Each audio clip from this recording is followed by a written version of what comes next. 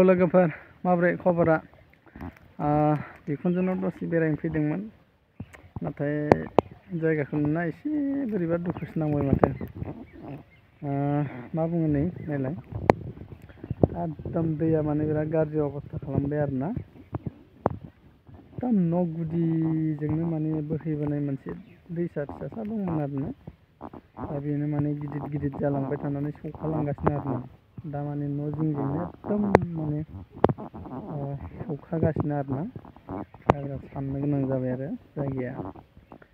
बहा थाबावगोन बहा मागोननो बेकग्राउन्डआव खोन्थानो आं नै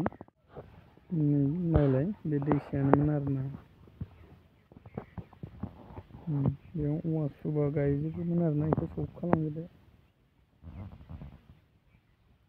फैयै फैयै दैया नै मा अबस्था खालामखो मा जिंजोंनो बे अबस्था खालामबाय आरोना दा खालमासिफोरबा थानो हागोन ना हाला खुनु गेरेन्टियानो गैया आरोना ओरैजाय नैबे सेस औवा सुबा गोजामोन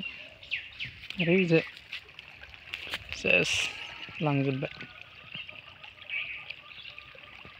खुरखाबाय नै लोगोफोर अबस्था खाराब बे दैया ओरै थांगासिनो आरोना देग्लायनि दैज्लाङाव मा अबस्था खालामखो सेस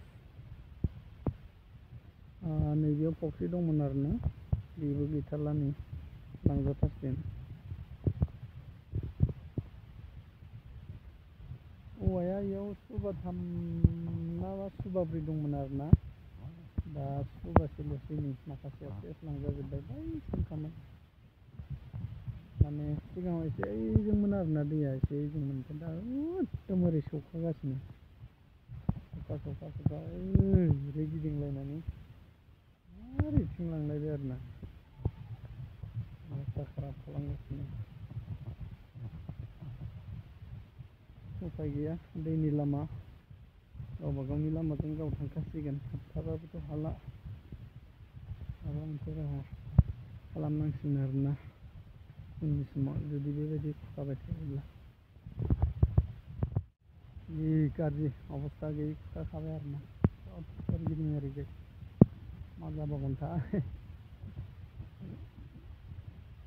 आयौ सान्दुंआबो मासि गोसा सब नायनोनो हायाखै सेस माइआ हनै